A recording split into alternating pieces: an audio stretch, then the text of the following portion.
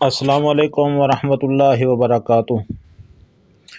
سامعین محترم، جیسا کہ آپ حضرات اس سلسلہ کے پہلے 3 بیان سماعت فرما چکے ہیں کہ اہل بیت اطہار اہل سنت کے نزدیک کامل ولی اور مقام غوثیت کے مالک ہیں، اور ان تمام ائمہ اہل بیت اطہار میں سے نہ تو کسی امام نے اپنے آپ کو منصوص من اللہ کہا، یعنی کہا ہو کہ ہمیں اللہ نے انبیاء علیہ السلام کی طرح منتخب فرمایا ہے، اور نہ کسی امام نے یہ دعویٰ کیا کہ اس پر وحی نازل ہوتی ہے، بلکہ ائمہ اہل بیت اطہار یعنی سرداران خاندان اہل بیت اطہار کو منصوص من اللہ ماننا اور حامل وحی ماننا یہ رافضیوں کا من گھڑت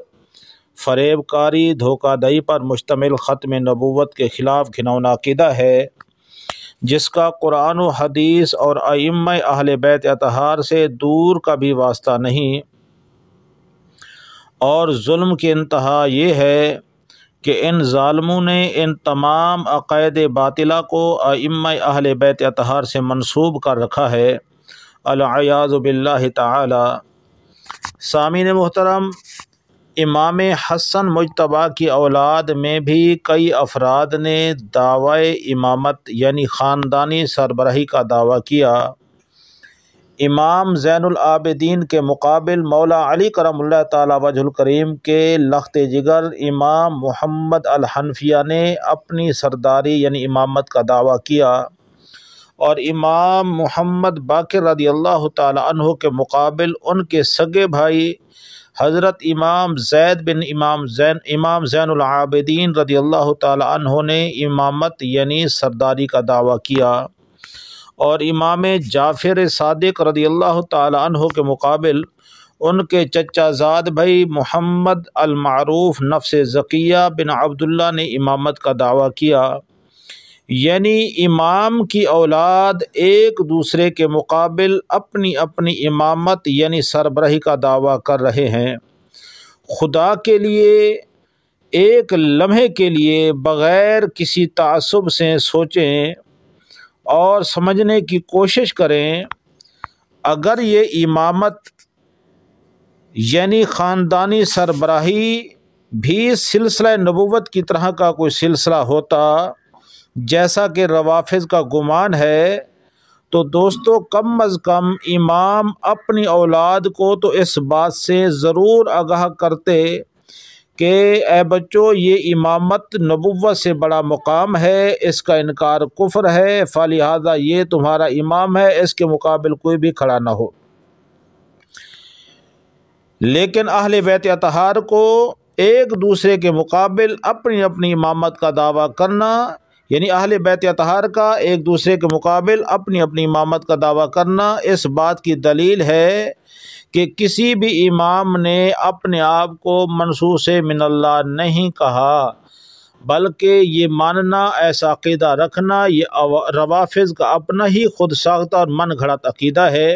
اور یہ عقیدہ اہل بیت اطہار کا ہرگز نہیں ہے۔ تو آئیے آج کے اس بیان میں ہم آپ کو بتاتے ہیں کہ امام جعفر صادق کے بیٹوں میں سے کتنے بیٹوں نے ایک دوسرے کے مقابل اپنی اپنی امامت کا دعویٰ کیا۔ یعنی حضرت امام جعفر صادق رضی اللہ تعالی عنہ کے بیٹوں نے، اگر خدا نہ خواستہ ایک ایسا معاملہ ہوتا، نبوت کی طرح کا سلسلہ ہوتا، تو کیا امام جعفر صادق کی اولاد جو تھی ایسے بے خبر تھی؟ کیا وہ علم نہیں رکھتے تھے؟ تو حضرات مکرم آئیے سماعت فرمائیے پہلا حوالہ، جیسا کہ بحار الانوار جلد نمبر 8 صفحہ نمبر 274 پر یہ روایت موجود ہے کہ امام وہی بنتا تھا جو عمر میں بڑا ہوتا تھا۔ امام جعفر صادق کے بڑے بیٹے حضرت اسماعیل کا انتقال امام جعفر صادق کی زندگی میں ہو گیا تھا، تو امام جعفر صادق رضی اللہ تعالی عنہ جنازہ لے جاتے ہوئے بار بار جنازہ نیچے رکھایا، بار بار منہ دیکھا اور لوگوں کو دکھایا، یعنی کہ لوگوں کو سمجھایا کہ میرا بڑا بیٹا فوت ہو گیا ہے، لیکن اس کے باوجود رافضیوں کا ایک گروہ جسے آج اسماعیلی شیعہ کہا جاتا ہے، آغا خانی کہا جاتا ہے، وہ آج بھی حضرت اسماعیل کی امامت کے قائل ہیں اور اس کی اولاد کو ہی امامت کا حقدار سمجھتے ہیں اور دوسری اولاد کی امامت کا انکار کرتے ہیں۔ اور انہی میں سے ایک گروہ ہے، وہ حضرت اسماعیل کے بیٹے محمد کو امام وقت، امام مہدی، امام غیب مانتے ہیں۔ ان کو سبعی شیعہ بھی کہا جاتا ہے، ان کو کرامتی شیعہ بھی کہا جاتا ہے۔ اندازہ لگائیں، امام بار بار بتا رہا ہے کہ یہ تمہارا امام نہیں ہے، یہ سردار نہیں ہے، یہ فوت ہو گیا ہے، لیکن نفس کے پجاریوں نے انہی امام مہدی بھی مان لیا، ان کو امام غیب بھی مان لیا اور امام وقت بھی مان لیا، دوسروں کا انکار بھی کر دیا۔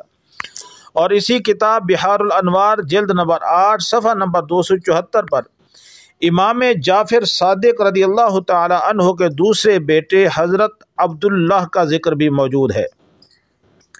جنہوں نے امام موسیٰ کاظم کے مقابل اپنی امامت یعنی خاندانی سربراہی کا دعویٰ کیا، اور ان دونوں بھائیوں کا مناظرہ ہوا، مقابلہ ہوا، جو کہ اسی کتاب بحار الانوار جلد نمبر 8 صفحہ نمبر 290 پر مرقوم ہے کہ حضرت امام موسیٰ کاظم نے رضی اللہ تعالیٰ عنہ نے دعویٰ کیا کہ میں امام ہوں، اور ان کے بھائی حضرت امام عبداللہ بن جعفر صادق نے دعویٰ کیا کہ میں امام ہوں۔ تو امام موسیٰ کاظم نے اپنی امامت پر نہ تو کوئی قرآن کی آیات پیش کی، نہ فرمان رسول سنایا، اور نہ فرمان مولا علی کرم اللہ تعالیٰ وجہ الکریم پیش کیا، بلکہ اپنی کرامت دکھائی کہ جلتے ہوئے انگاروں میں چلے گئے، یعنی کرامت دکھائی، بقول راوی کہ کرامت دکھائی مگر دلیل نہیں دی۔ اور آپ اندازہ لگائیں، اگر یہ منصوص من اللہ ہوتے اور یہ قرآن سے سند پیش کرتے، لیکن انہوں نے ایسا نہیں کیا، کیونکہ کسی بھی امام کا، کسی بھی اہل بیت اطہار کے فرد کا یہ عقیدہ نہیں تھا کہ امامت جو ہے یہ سلسلہ نبوت کی طرح کا کوئی سلسلہ ہے۔ کوئی بھی امام اپنے آپ کو حامل وحی نہیں سمجھتا تھا، بلکہ یہ سب رافضیوں کا ڈھونگ ہے۔ اور یہاں پر آپ کو بتاتا چلوں کہ یہاں پر بھی رافضیوں کے پھر دو گروہ ہو گئے، جو حضرت عبداللہ بن جعفر کو امام برحق، امام غیب، امام مہدی مانتے تھے۔ یعنی بات تو خاندانی سربراہی کی تھی، لیکن ماننے والوں نے ان کو امام برحق، امام غیب، امام مہدی مان لیا، اور ان کو فرقہ افتحیہ کہا جاتا ہے، آج بھی موجود ہیں۔ اور یہ بات بحار الانوار جلد نمبر 8 صفحہ نمبر 274 پر موجود ہے۔ اور جنہوں نے امام موسیٰ کاظم کو اپنا سردار بنایا، انہی امام مہدی اور انہی امام غیب بھی مانا، ان کو فرقہ واقفیہ کہا جاتا ہے۔ یہ بحار الانوار جلد نمبر 8 صفحہ نمبر 272 پر لکھا ہوا ہے۔ آپ ملاحظہ فرمائیں، سکرین پر یہ حوالہ جات بھی میں آپ کو دکھا رہا ہوں۔ یعنی امام موسیٰ کاظم کو ایک گروہ نے امام مہدی مان لیا، دوسرے نے حضرت امام عبداللہ کو امام مہدی مان لیا۔ اور اسی کتاب بحار الانوار جلد نمبر 8 صفحہ نمبر 275 پر لکھا ہوا ہے کہ امام جعفر صادق کے تیسرے بیٹے محمد بن جعفر نے مکہ میں اپنی امامت یعنی سرداری کا دعویٰ کیا، پھر مامون اور رشید کے خلاف خلافت کا دعویٰ کیا، تو رافضیوں نے ساتھ دینے کا اندیہ دیا اور بیعت کی۔ جب میدان میں اترے تو سب رافضی حسب عادت ساتھ چھوڑ گئے، تو امام محمد بن جعفر گرفتار ہو گئے، پھر مامون اور رشید نے معاف کر دیا، ساری زندگی ان کے ساتھ رہے، اور جب وہ فوت ہوئے تو آپ کی نماز جنازہ مامون اور رشید نے خود پڑھائی۔ اس کے بعد آپ کے قبیلے والے لوگوں نے آپ کے بیٹے اسماعیل بن محمد کو اپنا امام یعنی سردار بنا لیا۔ یہ بات بحار الانوار جلد نمبر 8 صفحہ نمبر 276 پر لکھی ہوئی ہے، ملاحظہ فرمائیں۔ اور چوتھی شخصیت اہل بیت اطہار، جنہوں نے امام موسیٰ کاظم کے مقابل اپنی امامت یعنی خاندانی سربراہی کا دعویٰ کیا، کوئی عام شخصیت نہیں ہے، بلکہ ان کے متعلق مقاتل الطالبین کے صفحہ نمبر 391 سے لے کر 397 تک فرامین مصطفیٰ صلی اللہ علیہ وسلم کی ایک کہ مکمل تفصیل موجود ہے، جن میں سے ایک یہ ہے کہ رسول اللہ صلی اللہ علیہ وسلم جب مقام فخ سے گزرنے لگے، یہ مقام فخ جو ہے یہ مکہ المکرمہ کے قریب ایک علاقہ ہے، قریباً 7 کلومیٹر کے دور فاصلے پر، تو آپ صلی اللہ علیہ وسلم سواری سے اترے اور فرمایا اسی جگہ میری اہل بیت اطہار کا ایک فرد شہید ہوگا اور ان کے لیے کفن اور خوشبو جنت سے آئے گی، اور وہ شہید فخ جس کی بشارت رسول اللہ صلی اللہ علیہ وسلم نے دی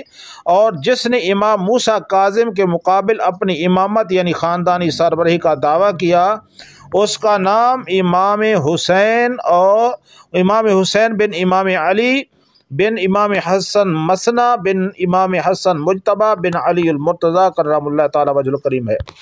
الشافی ترجمہ اصول کافی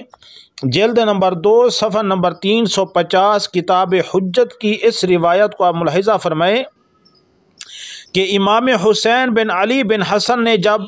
نے امام موسیٰ کاظم کو کہا کہ میری بیعت کریں، اور امام موسیٰ کاظم کے علاوہ تمام سادات نے ان کے ہاتھ پر بیعت کی، اور آپ نے 169 ہجری میں ہادی بن مہدی عباسی خلیفہ کے خلاف اپنی خلافت کا اعلان کیا اور لشکر کشی کی، اور مقام فخ پر رافضیوں کی دھوکہ دہی کی وجہ سے آپ کو شکست ہوئی اور آپ شہید کر دیے گئے، اور آپ کے ساتھیوں کی لاشیں 3 دن تک بے گور و کفن مقام فخ پر پڑی رہیں اور انہی صحرا کے جانور نوچتے رہے۔ یہ یاد رہے۔ الشافی ترجمہ اصول کافی جلد نمبر 2 صفحہ نمبر 350 پر اسی روایت میں موجود ہے کہ امام موسیٰ کاظم نے حکومت وقت کا ساتھ دیا، یعنی ہادی بن مہدی کا ساتھ دیا، اور امام حسین بن علی کا ساتھ نہیں دیا تھا۔ سامعین محترم، ان تمام حوالہ جات کو ملاحظہ فرمانے کے بعد یہ بات ثابت ہوتی ہے کہ اگر امامت بھی سلسلہ نبوت کی طرح کا کوئی سلسلہ ہوتا تو ایک ہی خاندان کے افراد، ایک چھت کے نیچے رہنے والے سگے بھائی آپس میں اس طرح مقابل آ کر اپنی اپنی امامت کا دعویٰ نہ کرتے۔ تو الحمدللہ ہمارا موقف ثابت ہوا کہ کوئی بھی امام اپنے آپ کو نہ حامل وحی مانتا تھا اور نہ اپنے آپ کو منصوص من اللہ مانتا تھا، بلکہ یہ ایک خاندانی جدوجہد تھی، یہ سیاسی جدوجہد تھی یوں کہہ لیجئے۔ تو یہ جو کہا جاتا ہے کہ وہ حامل وحی تھے، یہ صرف اور صرف رافضیوں کا جھوٹا پروپیگنڈا ہے اور ان کا رچایا ہوا ایک کھیل ہے، اور اس لیے ہم کہتے ہیں ہم 12 امام نہیں بلکہ خانوادہ اہل بیت اطہار کے ہر اس فرد کو اپنا امام مانتے ہیں جنہوں نے اپنی امامت یعنی خاندانی سربراہی کا دعویٰ کیا، کیونکہ ہمارے نزدیک تو سب قابل احترام ہے، وہ آپس میں بھائی ہیں، جس کو جو چاہے کہیں، جو چاہے کریں، وہ آپس میں بھائی ہیں۔ ہم ان کے درمیان نہ فیصلہ کر سکتے ہیں، نہ ان میں افضل و مفضول کا فیصلہ کر سکتے ہیں۔ ہمارے نزدیک وہ سب کے سب ہمارے آنکھوں کا نور ہیں، دل کا سرور ہیں اور ماتھے کا جھومر ہیں۔ الحمدللہ اللہ پاک سمجھنے کی توفیق عطا فرمائے، آمین بجاہ سید الانبیاء والمرسلین وما علینا